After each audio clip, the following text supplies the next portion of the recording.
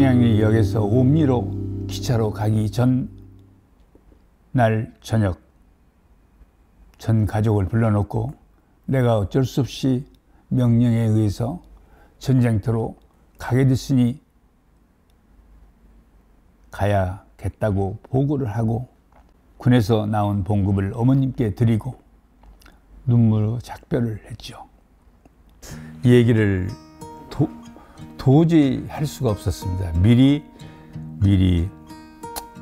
양해를 구하고 다시 말씀을 드리고 허락을 받는 스텝을 밟아야 했지만은 어머니는 아마도 쓰러지실 것만 같았고 말씀을 드리는 것 자체가 오히려 누가 될 것 같아서 내가 청량리역에서 옴니로 가는 기차를 타고 가서 일주일간 훈련을 받고 그 다음에 부산에서 배를 타고 월남으로 갔는데 한 5~6천 명이 가는 그 상황에서 저는 옴니로 가는 청량리 가는 열차가 떠나는 전날 시간을 내서 어머님과 같이 전 가족들의 음식점에 가서 밥을 먹으면서 나의 얘기를 했고 그때는 월남 참전 용사들에게 1년간의 봉급을 미리 줬습니다. 1년간의 봉급을 다들 미리 줬기 때문에 나도 군의관 중위 월급을 1년간 받았더니 그 돈이 꽤 큰 돈이었습니다. 그 돈을 어머니 손에 쥐어드리면서 잘 다녀오겠다고 어머님과 꿇어안고 울었던 기억이 납니다.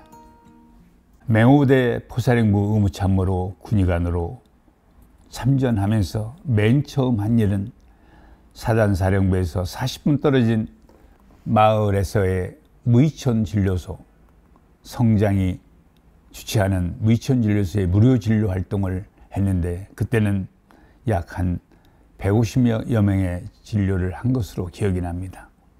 많은 아이들, 불쌍한 아이들이, 전쟁터의 아이들이 와서 치료를 받았고 많은 약들을 배포해주는 행복함을 느꼈습니다. 포사령부에서 4개 포대를 돌아가면서 방문을 하면서 진료 활동을 했고 군의관으로서의 해야 할 일들을 열심히 했었죠.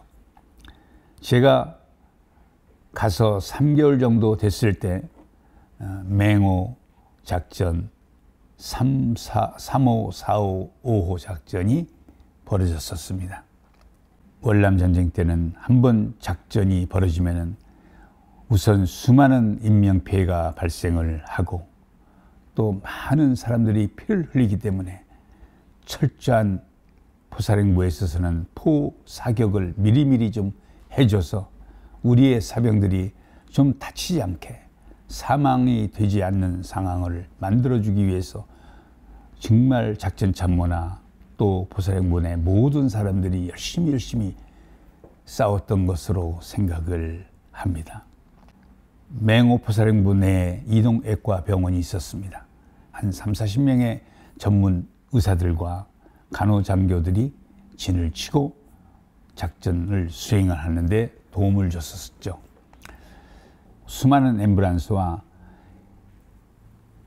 헬리콥터와 시누크라고 헬리콥터 서너 대 크기의 시누크가 출동해서 환자를 긴급히 후송하는 데 저는 이 환자가 정말 생명이 유독한 최악의 환자인가, 출혈은 어느 정도 했는가, 또 출혈 부위가 어딘가, 이 환자를 이동외과병원 150m 정도 떨어진 이동외과 병원으로 옮겨서 응급조치를 하고 수술을 하는 쪽으로 가는 쪽으로 갈 건가, 그렇지 않으면 이 환자는 포기를 하고 나를 물끄러미 쳐다보는 그 환자의 눈을 감아주는 그 환자의 눈빛이 나는 지금도 잊지를 못합니다.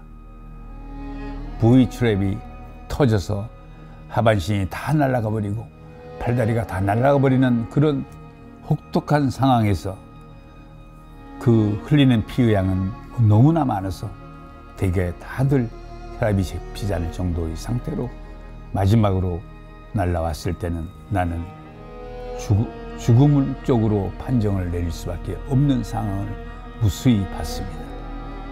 그러나 내가 그런 상황을 이기고 끌고 응급 마사지를 하면서 옮기면서 살아났던 젊은 맹호 용사들을 대할 때는 저는 정말 행복했었습니다.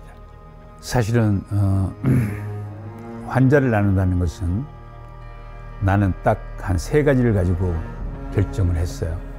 너무나 힘든 상황이지만은 이 사람이 와서 맨 먼저 헬리콥터에서 내려서 담가에다 딱 뉘어서 한 5, 6m 딱 옮겨놓고 그때는 내가 있는 자리로 딱 세팅이 됩니다. 그러면 저는 그 사람이 정말 죽을 사람인가, 그렇지 않으면 살 사람인가, 또 응급수술을 빨리 들어가야 할 사람인가, 이런 것들을 빨리 결정을 해서 그걸로 탁탁 보내는 것이 저의 임무였습니다. 그러나 항상 그런 상황에 걸린 사람들은 대부분 다 거의 죽음 직전에 와서